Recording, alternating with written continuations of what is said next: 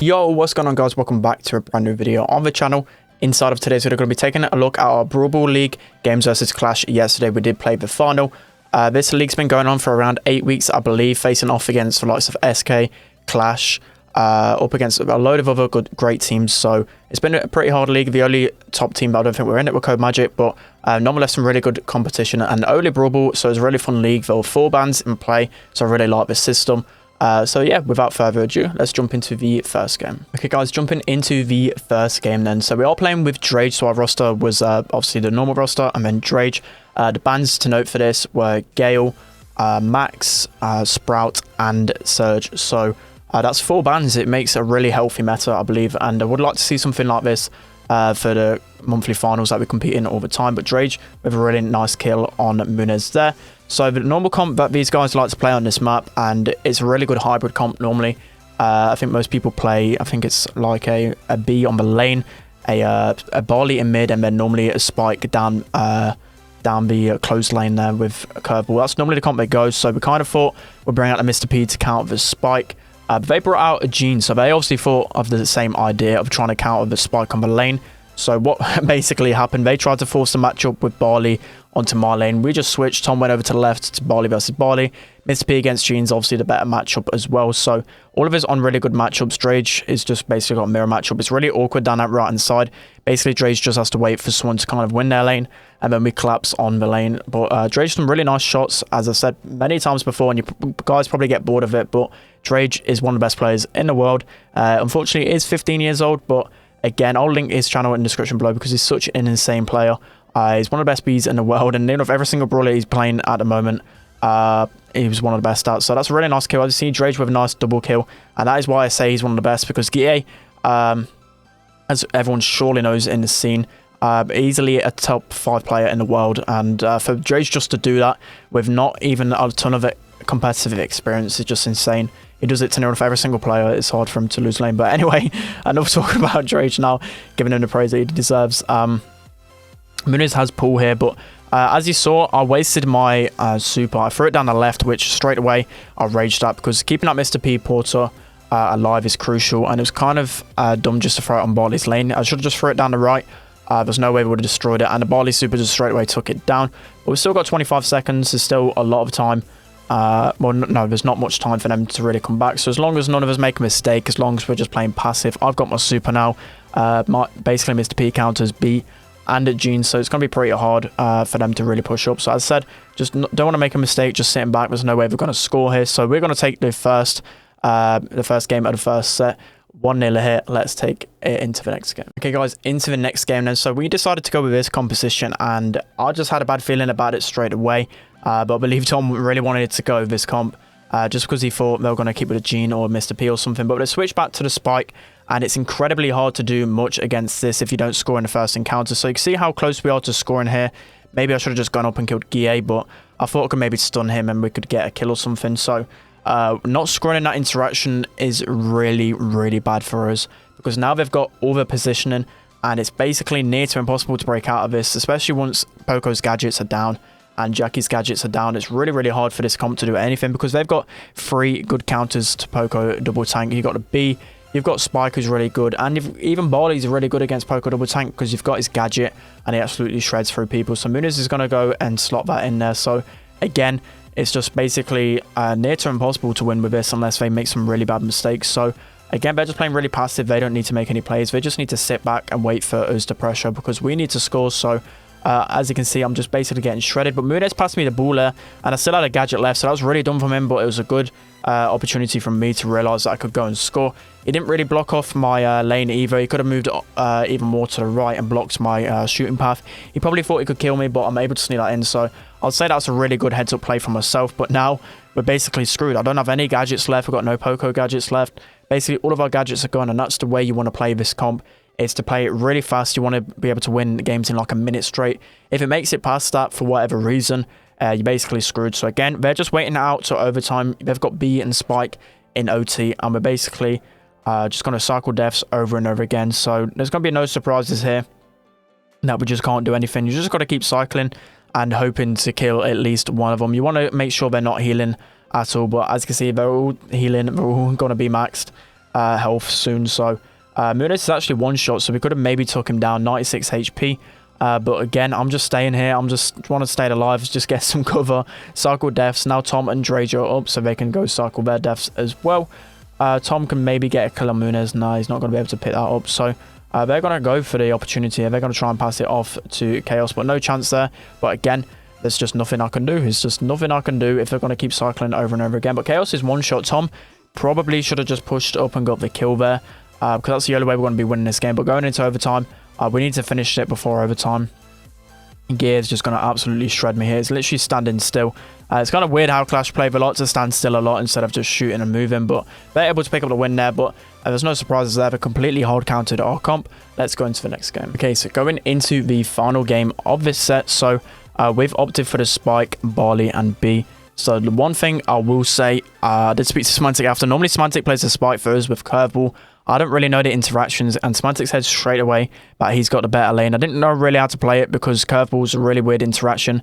Again, it's kind of hard to dodge it, but he's got the better lane just because of the way the Curveball kind of obviously curves and hits me. Every single time it seems like he's hitting me, and I'm just not hitting him. So it's a bit annoying, but nonetheless, we kind of have to just see it out till overtime, or one of us has to pick up a good kill. I don't really like the mirror matchups when it's this comp. It's such an awkward fight. Everyone's just chipping each other down. There's no really like plays made. Everyone's playing super cautious. Definitely don't like a mirror matchup in this sense. It's way more exciting to see a non-mirror matchup because you've got someone who will have the favorable matchup and you'll be seeing much better plays. But as you can see, they've got me pinned back pretty much the whole time. When you're playing more passive with Spike Curveball, I'm trying to regain some positioning, but I'm just going to keep walking it into his shot, so it's really annoying. Again, I wish I pllayed more Spike, but I don't really need to when Semantic and Tom plays it. I know how to play normal Spike, but I know that in a 1v1 in range, Curveball's always going to be winning, so you kind of have to run that star power. But again, I've just gone way too aggressive there, but I don't actually get caught out in time. Muniz is actually one shot, so I'm going to go try and heal up and regain some ground. So now I'm full HP. Muniz is one shot, but he's going to be trying to keep me back here. As you can see, he kind of knows how to dodge that curveball, but there's like no way my shots are going to be hitting him just because of the lane I'm on. As you can see, my curve, I'm literally watching it now, and my curves are just not hitting him for whatever reason. Dre's doing a really good job down that left-hand side again, just keep peeking each other. But for basically, oh, actually, no, he actually goes down there, but for basically for 2 minutes and a half, you guys have seen nothing. I've basically wasted everyone's time here because everyone's just pinching each other, and no one's wanting to make that aggressive play. So 30 seconds left, I believe. Not much really happens until overtime. Again, I'm going low a little bit, so Muniz is able to push up, and then I'm able to get a shot, and Tom is able to get a shot. So again, we're just trading damage to each other, not really doing too much. Again, I'm going to heal Tom with a nice flush out. That's kind of the only chance you really get to get pressure, either like a Spike super or a Barley super to flush him out and get some area, or get some control.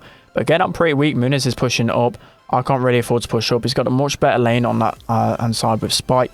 Chaos is going to be able to get a shot on me. So again, Muniz is already fully healed up, and I'm down a couple of ticks. So he's able to get some shots on me here. I'm able to trade, but it looks like I'm probably going to go down here. I'm able to stay alive for a little bit, but I'm going to go down. So it's up to Drage and Tom to kind of carry here. Drage getting pressure back to the left-hand corner. Muniz is going to try and super shot that in, but I have no idea how he didn't score that goal. He should have definitely scored that goal. The goal was absolutely gaping for him to score in, but now we've got the pressure. Muniz is down, so once obviously someone's down in overtime, you can get an immense amount of pressure. So Drage again tapping Chaos. He's really weak. Tom with a nice flush out, so we've got all the pressure here. Drage again, he's going to be popping off with B here, as you can see. He's going to be pressuring them up all the way. Guille's going to be on his own. No way for them to defend it, and we're able to pick up the first set win. Let's jump into the next set. Okay, guys, so the first game of the second set is in. And you're going to have to apologise for this one because I didn't actually play in this. This is over on Brawl Scrim Teddy's Twitch. I'll link his Twitch in the description below because he does daily competitions all the time with scrims, helping out the community. So definitely show him some love. But anyway, as I said, Drage, Tom and Semantic will be playing this. It's really zoomed in because I'm watching it from a VOD on Twitch. So you're going to have to bear with me on that one. But we've gone for the better comp here. The Gene, Spike, Barley. Pick the Spike because obviously Spike's really good against tanks. And just good against control as well. Spike's just a really good pick in the meta, especially when like Surge and Gale are banned, and when Poco's available. Spike's just really good against tanks and just decent against control overall. So we've got really good position here. Drage with a pull. And Tom is actually really good against Jackie. He's got his gadget, and that's a really good thing about Barley is his gadget. It's amazing against tanks, them 3 gadgets that he's got, but it's a really nice team kill from all of us there, and we're able to get the goal versus Drage as well. He's known for how good he is with his mid brawlers. Gene, he's really good with Piper. Them kind of brawlers he's so good with. So it's going to be hard for anyone to really beat him in that 1v1 engagement, but we're doing a really good job. Again, Gear is going to be using his gadget there, but he's going to be running into Spike, and a Gene is not going to have much value. The other way, Jackie's going to have much value if she actually gets on the Barley whilst his gadgets have all gone. But now Chaos is going to get melted again. Their comp would have been pretty good if we went for like a Brock or a Mr. P, like a lot of people go, or a Piper. But we learnt this from last time before we did face some. We used a Brock on this map in the mid, and it just wasn't too good. Gene's definitely more safe, or B or something like that. So it's another good pull from... Well, no, it's a good pull from Moon's head to kill Semantic, and we're actually under a bit of pressure here. But Dre's just really well to catch Chaos off a max range pull, and we're able to get the kill off. Semantic with a slowdown on Guille there. It does actually go down, but we've got all the pressure. Guille's going to go down again. Dre has got pull. 30 seconds left. We're 1-0 up. Don't really need to make a play here, so really well played from all of my teammates here. And again, Barley's just doing a really good job against tanks. You would think that Barley struggles against tanks, but as long as you got another support brawler with him, he's going to be so good in keeping him back, because he can just keep cycling supers over again. So that's going to be another long range pull from Drage there, and there's just no way they're able to score. So that's going to be the first game in the second set there. Let's jump right into the next game. Okay guys, the next game is up, and for whatever reason, this is a really weird composition from Qlash. They're using the triple healer, which again against a Spike and a Barley, we've clearly seen what we went last time. I don't know what they were really thinking. This is a horrible comp from them. They're being completely out comp. You got Spike who can just deal with this range, deal with this kind of clumping really easily. So can Barley, to be fair. Barley counters literally all 3 of them. He's really good against Poco, Pam, and the Gene. So I don't really know what they were thinking with this one, but we're able to get the trade off. At the beginning, it might have been a bit scary to deal with the triple healing. You got the Poco, you've got the Pam, you've got the Gene, all having healing abilities, but again, they just have 0 pressure, no DPS, and the synergy really isn't good. Maybe this would have been a good on an open map like Factory Rush on Siege or something like that, but not inside of Brawl. You definitely need something a lot more aggressive. So again, as you see, this Barley super just flushes them all out. You've got Gene and Spike combined together so they can keep healing up. We've got a nice pull from Drage again. You just see Drage just cycling pulls over and over again. Semantic doesn't even need to worry about anything like this. It's a good pull from Mooners though to get the Barley, but again, they've got so much pressure. Tom's able to stay alive with the healing of his shots and the Drage healing. So again, looking like we're going to be able to win this game pretty comfortably. Let's move on to the third set. Okay, so as you guys have seen, Drage, Tom, and Semantic played that really well. So going into the third set, I've been subbed back in here. So we opted for the Gene mid. They kind of like to switch up the comps. Normally you can go mid, you can go Gene, B, or Mr. P in play. So I kind of went Mr. P to counter the Spike. As you can see, we've got such good pressure already. I'm just playing it aggressive because I know I can get the wall peak. So already we've got all the control here. I'm just going to go heal up and then come back with some aggression. Drake's done a really good job of not allowing the Spike to heal, which is going to allow me just to come straight back up to the map. And as you can see, Spike is now down. Now it's a 2v1, well, a 3v1 now. They're actually down, and we're able to get, actually no, I actually super shot it in as I probably wouldn't have scored. I don't actually know. I just did it quick out of reaction. So already 1-0 up in this sense. And again, I'm just trying to flush out the Mr. P. And now they're actually switching lanes, which I'm actually really surprised by. Mr. P should be able to deal with a Gene mid if you hit your shots. But for whatever reason, they decided to put Spike mid. And Drage is able to hit an insane goal there. So that's going to be the first game of the third set. Really over quickly there. Completely outplaying them. Let's jump into the next game. Okay, into the next game then. So they've opted for, I think they've actually opted for the same comp. We're a bit scared that they might go Poco double tank. They don't really tend to change comps too much, so we opted for Drage on the B in the mid instead. Drage with a really nice shot on the body there, and as you can see, I completely dominated my lane there, and we're able to get a quick goal. So that was unbelievable play from me and Drage there, able to just pressure up so quickly. So again, I've got my turret already. Munez, for whatever reason, again, they've sent Spike mid, which I just do not understand. And Dre's just easily able to find the slot and score it in. So literally within 30 seconds, just completely outplayed, and we're able to take the whole tournament. Okay, guys, this is going to be the end of today's video. Hope you really enjoyed some really tough games against Qlash there.